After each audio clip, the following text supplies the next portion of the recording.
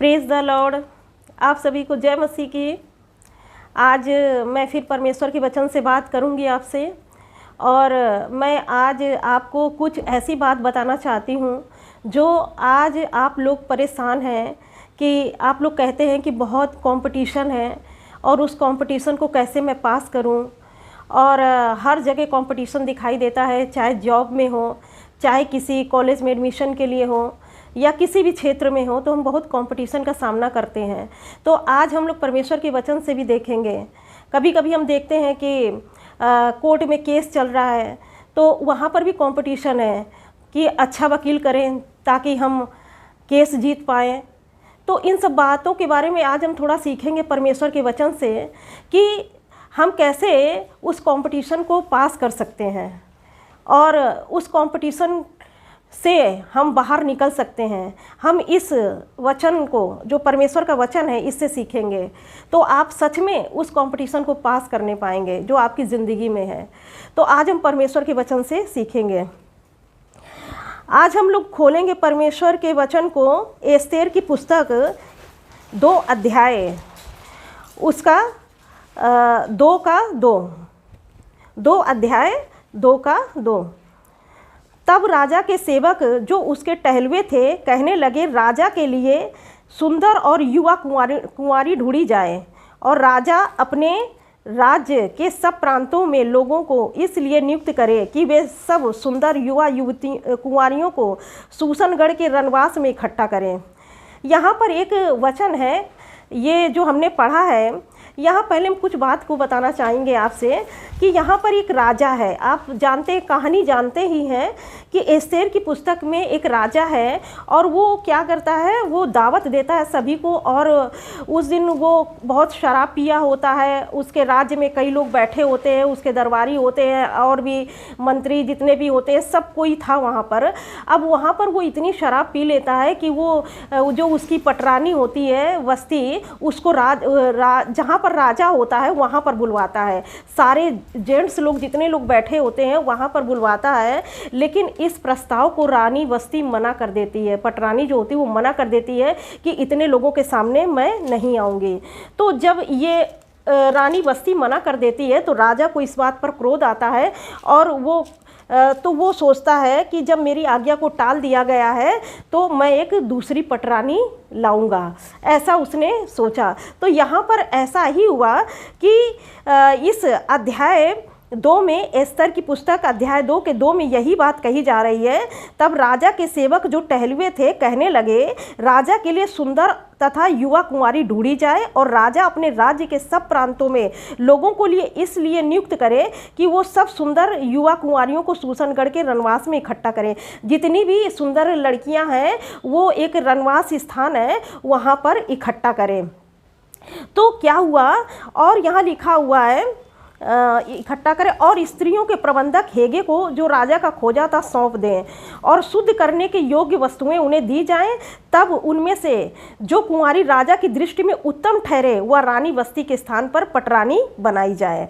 और यह बात राजा को पसंद आई और उसने ऐसा ही किया।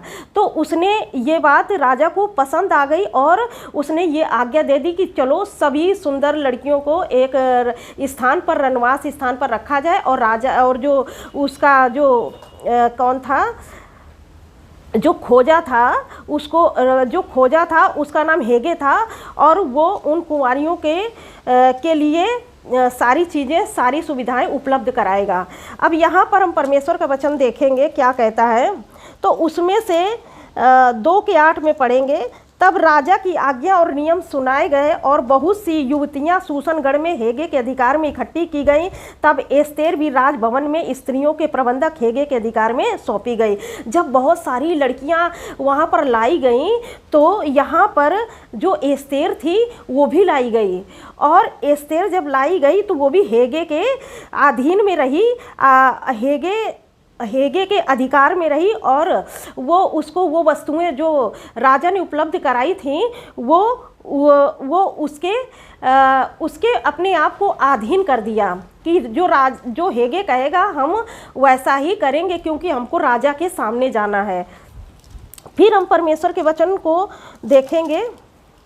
लिखा हुआ है कि एस्तेर की पुस्तक 2 अध्याय का 12 वचन यहाँ पर लिखा हुआ है, जब एक कन्या की बारी आई कि वह क्षयर्ष राजा के पास जाए, और वह उस समय हुआ जब उसके साथ स्त्रियों के लिए ठहराए हुए नियम के अनुसार 12 महीने तक व्यवहार किया गया, और उनके शुद्ध करने के दिन इस रीति से बीत गए कि 6 माह तक गंधरस का तेल लगाया जाता था और 6 माह तक सुगंध द्रव्य और स्त्रियों के शुद्ध करने का अन्य सामान लगाया जाता था। अब यहाँ पर हम देखेंगे कि ये जो लड़कियाँ थीं जो रनवास में रखी गई थीं, तो ये बहुत सारी लड़कियां थीं, और उनमें से एस्तेर भी थी जो लाई गई। एस्तेर जो थी वो एक दास थी, क्योंकि बेबीलोन का राजा बंदी बनाकर लाया था यहूदियों को यरूशलेम से। तो अब ये देखिए परमेश्वर कैसे एस्तेर को भी उसमें शामिल किया।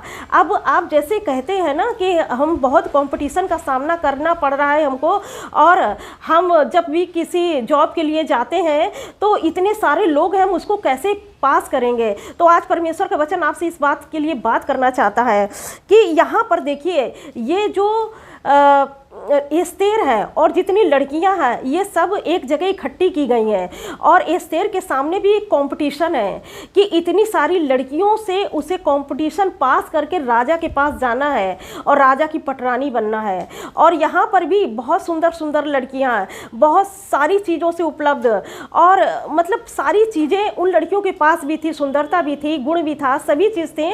लेकिन यहाँ पर क्या था, यहाँ पर वो 12 महीने की ट्रेनिंग में रखी गई। 12 महीने की ट्रेनिंग में आप जैसे कोई एग्ज़ाम देने के लिए जाते हैं तो पहले आप तैयारी करते हैं, उसके बाद जाके एग्ज़ाम देते हैं। ऐसा नहीं कि आप पहले एग्ज़ाम देते हैं बाद में तैयारी करते हैं, ऐसा नहीं।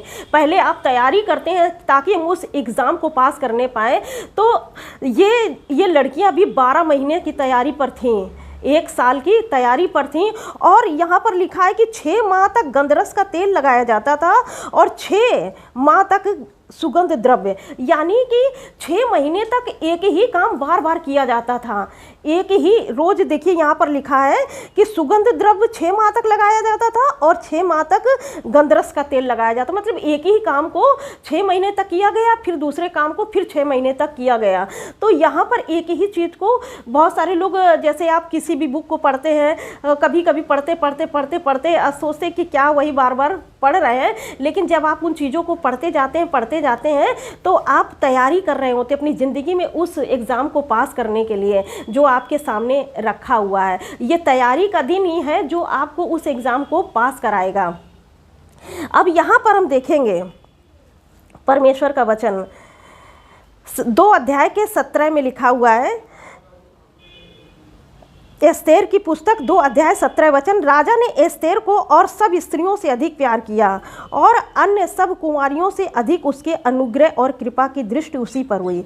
यहाँ पर परमेश्वर का वचन कहता है कि जो और लड़कियाँ थीं और उनमें से एस्तेर जो थी, यहाँ पर लिखा है राजा ने एस्तेर को और सब स्त्रियों से अधिक प्रेम किया और अन्य सब कुंवारियों से अधिक उसके अनुग्रह की कृपा और दृष्टि उसी पर हुई। यहाँ पर सबसे बड़ी बात ये जैसे लड़कियाँ यहाँ पर थीं और एस्तेर भी थी, तो यहाँ पर हम परमेश्वर का वचन देखेंगे, यहाँ पर परमेश्वर का अनुग्रह उस एस्तेर पर था। अगर आपकी ज़िंदगी में भी परमेश्वर का अनुग्रह है तो आप कंपटीशन में जीत जाएंगे। आप परमेश्वर से मांगते हैं कि परमेश्वर हमको ये चीज़ दे दीजिए, हम इसमें सफलता प्राप्त कर ले, हमें बुद्धि दे, पढ़ने की समझ से, हर एक चीज़ को कहते हैं आप परमेश्वर से। लेकिन आप परमेश्वर से आप अनुग्रह मांगेंगे तो वो अनुग्रह आपको उस कंपटीशन में से पास कर देगा।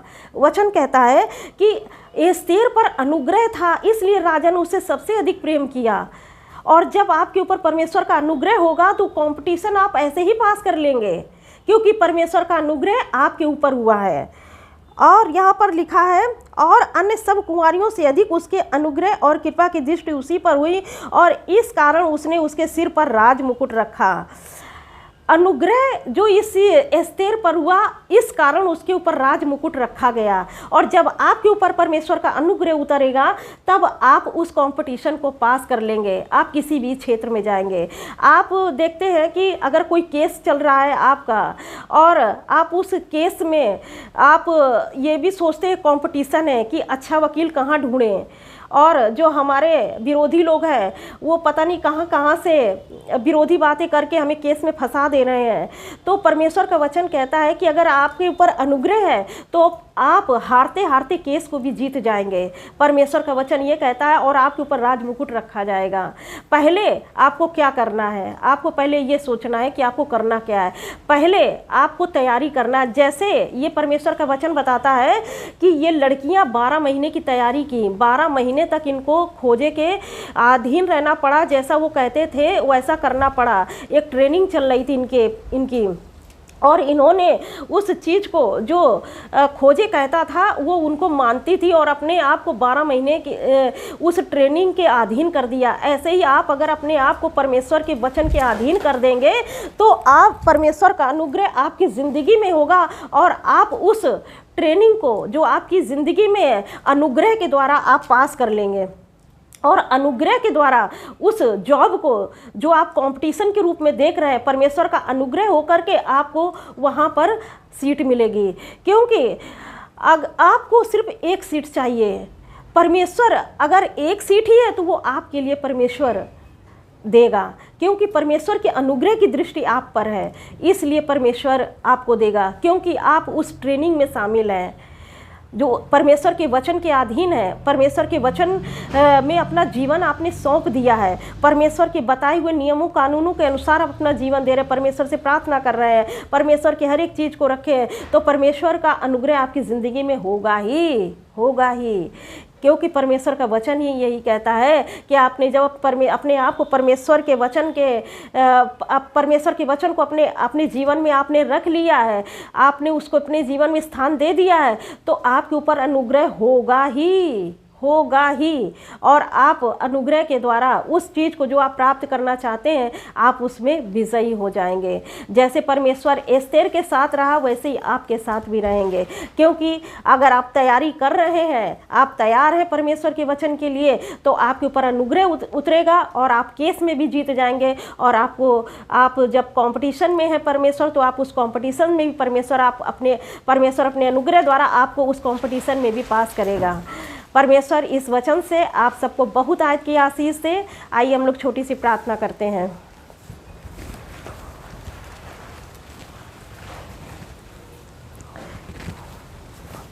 आइए हम लोग प्रार्थना करते हैं परमेश्वर से। धन्यवाद मेरे महान जीवित पिता परमेश्वर, राजाओं के राजा, प्रभु के प्रभु, हम धन्यवाद देते हैं मेरे खुदावंत।